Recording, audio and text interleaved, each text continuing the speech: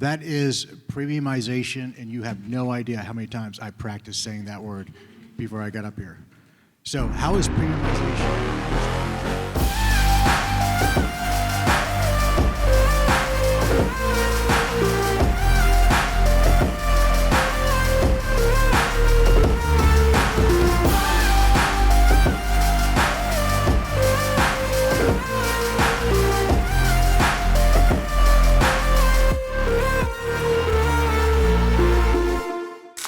What if I told you that the concept of fast fashion and retail and logo slapping and promotional products is about to be redefined?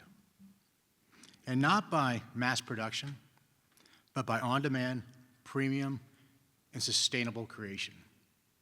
And that your customers, they're actually going to be willing to pay more for speed, for quality, and having a clear conscience at the point of purchase. Well, that's exactly the type of transformation we're going to be discussing in our session this morning, and it's exactly why we're all here at this conference. It's to explore the future of print on demand because it's evolving faster than ever before. Now, I'm also not going to lie. I'm pretty nervous standing up here in front of all of you, my peers, a lot of my friends, industry leaders, but I'm really nervous because this is the inaugural session for the first ever POD conference hosted by Stahls Fulfill Engine, and I don't want to be the one that screws it up. So, fortunately for me and all of you, we have a fantastic panel of hand-selected experts that are going to help us set the tone for not only this session, but everything you're going to see over the next few days. First panelist that's going to come up here is Jenna Sackett. She's the brand engagement manager at Group Stahls, where she focuses on building strategic partnerships to help grow Stahls' market presence and strengthen their brand impact. Our other guest is Joey Klinger, the manager of digital sales at top supplier SanMar. Come on up here. Now I'm going to ask them to both just quickly introduce themselves, share a little bit more about their background, and how their experiences are relevant to the conversations we're going to be having today. Jenna, do you want to start us off? My name is Jenna Sackett, and I started with Stahls back in 2012. Fast forward to now, I am the brand engagement manager, and we really are just all about pushing the needle when it comes to industry education and being disruptive with heat printing and on-demand customization. Good morning. I'm Joey Klinger, and my journey with print on demand started about 10 years ago. SanMar had passed successfully through the last recession. We were growing pretty well at the time. I felt very confident in our mission at that point. We'd gotten into manufacturing just a few years before. We moved into a new headquarters. Second generation had kind of successfully taken handoff from first generation. We felt good about where we were. And then we were shell-shocked. And we learned that we, the largest buyer of apparel in our industry, didn't even know who we were. And so at that point, I was hired to take on essentially not letting that happen again, and essentially for us to, for my team to be at the forefront of disruptions to our industry and make sure that we were part of that conversation. So today, I have a team that leads the fastest growing channel within SanMar, and excited to be here. So thank you. All right, can you hear me? All right. Now that we've got all the housekeeping out of the way, we can jump right into our very first topic of our session. That is premiumization, and you have no idea how many times I practiced saying that word before I got up here. So how is premiumization and how it's transforming the print-on-demand industry? I think we all are familiar with basic print-on-demand products that use simple prints, simple basic material. However, the landscape in our industry is changing fast, and it's really one of the biggest challenges of any brand is how to stand out in the sea of sameness. So to do that, brands are having to rely on advanced printing techniques to create products that rival traditional manufacturing in both quality and perceived value. So, Joey, we're going to start off with you, and both of y'all can chime in on this. How are these brands doing that, and how are the techniques helping them elevate their brand image to command higher prices? Yeah, it's a great question. I would actually say for me as a wholesaler, we don't decorate. So we don't see a lot of the very specific innovations on decoration techniques for case studies. However, we are seeing a trend in speed to market. And speed to market is really where print on demand has captured the strongest margin opportunity. So if you're a consumer and you want something and that moment hits, you will pay a premium for that. And that's really where we've seen kind of be the biggest capture of margin opportunity. So. All right, so I love what you said, first of all, in a sea of sameness. I think that that is like one of those things that's like, okay, what is my differentiator, right? Whenever I am approaching all of these different customers that I have, what is my thing that makes me uniquely me, right? And so I think that premium apparel and premium print is brand identity in motion, right? So I think that leveraging all of the amazing apparel out there that we are able to print on successfully, whether that be through DTG, direct-to-film printing, embroidery, what have you, really understanding why that is important to implement and who it is important to implement for, right? So in a sea of sameness, what is your differentiator? What makes top shelf printers uniquely top shelf printers or US Colorworks? What is their differentiator? I think that premium apparel and printing it with some of the POD strategies that we have, but taking it to that next level, right, is allowing brands to build a stronger identity and awareness so that customers have that printer top of mind or that provider top of mind. I just want to add to that a little bit. We as a wholesaler sell a lot of different products, from T-shirts to jackets to outerwear, wovens, and we as a business have a lot of retail brands, and those are growing very rapidly. The trick is that for the POD space, it's easy for the consumer to sort of identify the value of a brand, and I think to Jenna's point, we can't sell that stuff a lot of times to print on demand because of cost structures and licensing agreements not to, externally hold inventory.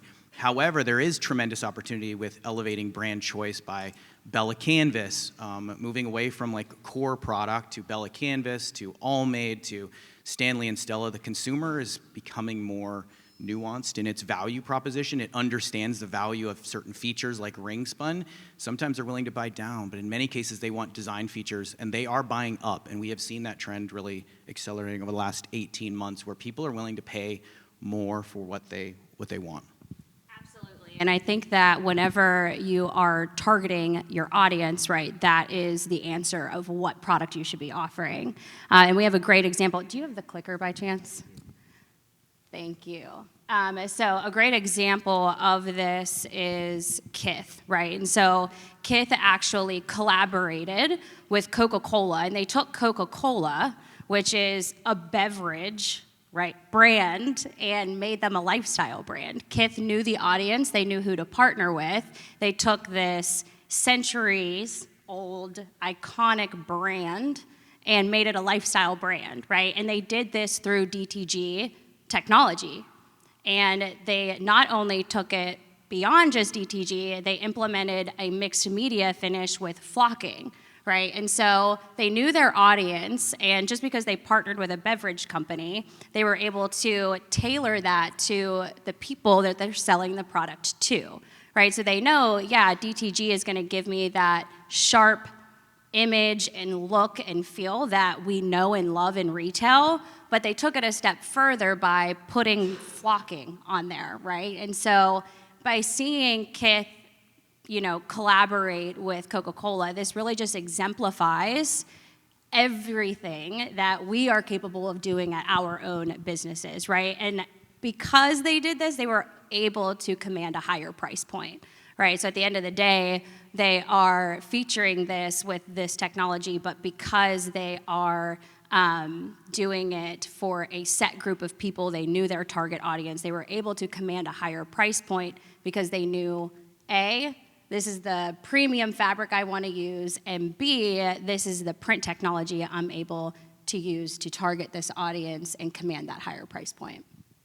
So, like, in an example like that, what is that ideation process looking like? How do they come across what is that, the fabrics they should be using? Who helps develop that in the supply chain that, hey, these are the type of products that the fabrics we should be using in the embellishments? Yeah, that's a great question. I'm not sure exactly how Kith goes about that, but we do know that it is POD technology that they used.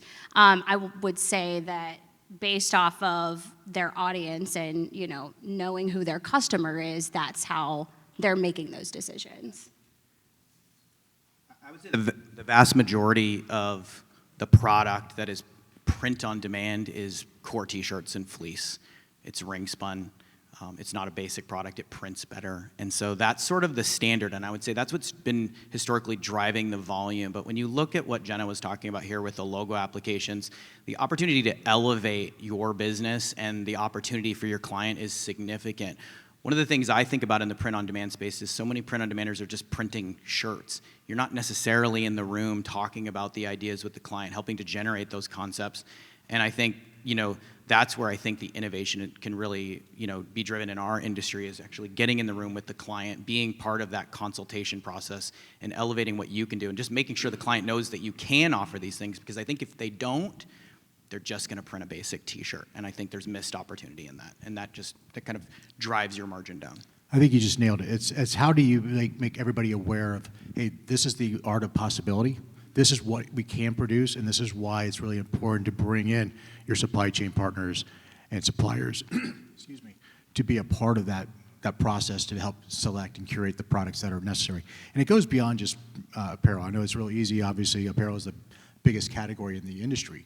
But also look at drinkware, stationery, all the other items out there that are elevating and going more premium, or having more of a premium price point besides your basic C-handled ceramic mug. You're now starting to see glassware, a lot of different shapes, the boutique styling out there, barware. They're all coming across, and it's pretty exciting to be able to see because the innovation is happening across every product category. So that's one thing I did want to call out there. There's a lot more than just on the apparel side, because I know there's a lot of suppliers and providers out here that don't do anything with apparel, or that's just one of the product categories. It cuts across the whole supply chain. So let's move on to roles of the fabrics and materials within premiumization. I'm going to keep saying that word because I did practice it a lot. What role do fabrics and materials play in creating a product that has that premium look and feel? And what specific materials are the most effective in creating a higher perceived value and brand image? I can start because I think it's very basic. I think, cotton is sort of the driver, but tri-blends, CVCs, companies have now, pre-treats that I think elevate it. And again, that drives the majority of the business. I think customers, like I said before, are becoming more nuanced in their approach. So I think being mindful of the fact that a customer is willing to buy down potentially for certain features that are become commonplace, but they're willing to buy up for others. So we've seen growth in tri-blends significantly, CVCs significantly. We've seen prices come down, and we've seen design-rich and strong, technically designed product kind of elevate that price point. So we're seeing that continual separation between kind of basic fabric platforms. All right, I think the reality is no matter the design you're putting on the garment, if you're putting it on a t-shirt that is stiff and scratchy, and you put that same design on a soft, buttery shirt, the soft shirt is going to win, right? It's going to be the more premium. It's going to be something somebody wants to wear, right? And so I break it down into three things: fabric, fit, and feel. I think those are the main things consumers, just like us, are looking for when we pick a brand or pick apparel that we want to wear, we want to live in. I remember sitting in a session, Melissa Gibson at Lane 7, she said, I want my products to be top drawer, right? Like I want them to be the product that my customers reach for first. And I think that whether that be a ring spun cotton or a tri-blend or a moisture wicking poly, whatever it might be to the consumer, again, your audience is telling you what they want, so make sure that the premium fabric that you're choosing is fitting who you're targeting, right? So fabric, fit, and feel. If it's for a corporation that wants really dope polos for their tech sale, their tech sales people, great. but you might also have somebody that is streetwear focused and they want something heavy, cotton, boxy that fits that category. So, when you're talking about that top shelf, you can get the product when there's a couple moments that I think are really important. When the person who's getting that product first receives it, there's a wow factor that they're going to experience. They're going to open it and they're going to get it and they're going to be like, wow, this is amazing, and they might rate that product. But then there's every day after that when they choose to continue to wear it. And so what is the quality of that product over the life of that experience? And so the higher the quality garment, the longer it stays in that top shelf, the longer that consumer, that person keeps that product. And in apparel, we have a challenge. There's a lot of great product that looks great when you first get it, and it doesn't last very long after that. And I think we're going to be talking a little bit about sustainability. Something like 85% of the product that U.S. consumers get every year is put into, they don't have it after that first year. And so there's a massive amount of just consumerism that's driving a lot of our business. And so how do we, as innovators, help not only elevate the quality of that product, but keep that product in that person's top shelf? We have an opportunity to do that. We should do that. And it's I think, that design, that quality, the things you talked about really play into that. And so it's not just about capturing that sale. It's about maintaining that customer's joy with that product long term. So what are some of the different characteristics that signal premium, in your opinion, to the consumer?